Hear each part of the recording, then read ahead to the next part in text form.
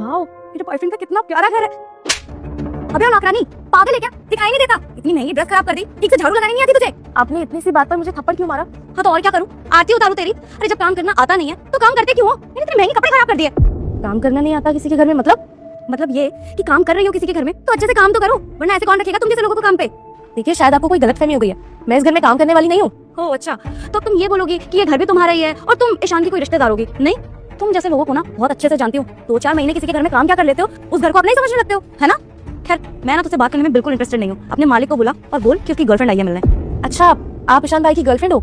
देखो मैं ईशान के घर में काम नहीं करती हूँ, मैं ईशान की छोटी बहन हूँ हिमांशी। आप मुझे बता दो क्या काम है, मैं भैया को बुला देती हूँ। अबे ओ, तेरा दिमाग तो ठिकाने पे है। वैसे तुम लोगों से एक्सपेक्ट भी क्या ही किया जा सकता है, जिस घर में जाते हो काम करने बस यही सोचते हो कि उनसे किसी न किसी तरह से रिश्ता बना ले, है ना? और हाँ, मेरी एक बात ना कान खोलकर सुन लो, ईशान से रिश्ते बनाने की कोई जरूरत नहीं है, वरना 2 मिनट नहीं लगेंगे इस घर से धक्के मार के बाहर निकालने में। आई बात समझ में? जल्दी से ईशान को बुला। जी बुलाती। भैया। हाँ छोटी, अरे तुम आई तो बता देना चाहिए था। आओ ना बैठ के बातें करते हैं। ईशान बैठ के बातें बाद में होंगी, पहले एक बात बताओ कि तुमने कैसे कैसे लोग रखे हुए हैं काम पे जिन्हें बात करने की तमीज तक नहीं है? तुम्हें पता नहीं है इसने अभी मुझसे कितनी बदतमीजी करी है? अरे क्या बात कर रही हो, ये कोई नौकरानी नहीं बल्कि मेरी बहन है।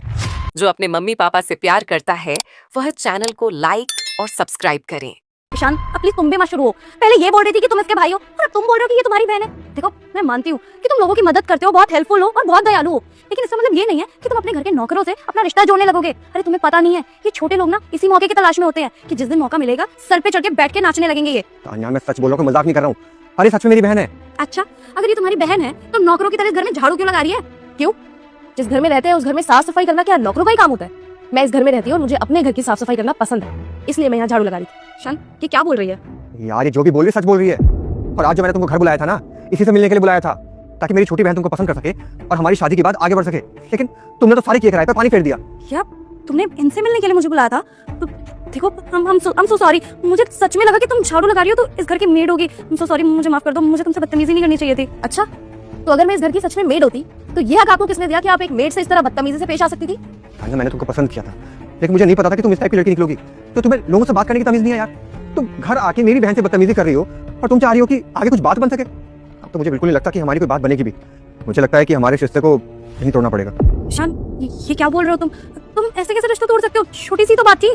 देखो यार, मुझे जो दिख रहा है वही मैं बोल रहा हूँ, और तुम्हारी तसल्ली के लिए मैं अपनी बहन से पूछ लेता हूँ, क्योंकि मेरे घर के सारे फैसले तो मेरी बहन ही करती है। बता बहन, तू क्या चाहती है कि तान्या इस घर में रहेगी या फिर नहीं? भाई मुझे नहीं लगता कि इसकी जैसी लड़की हमारे घर की बहू बनने लायक है, क्योंकि जिसे सामने वाले इंसान की कदर करनी नहीं आती ना, वो क्या ही किसी का घर बसाएगी। पर ईशान मेरी बात तो सुनो। सॉरी यार, अब तुम यहाँ से जा सकती हो। जी हाँ, आप यहाँ से जा सकती हैं।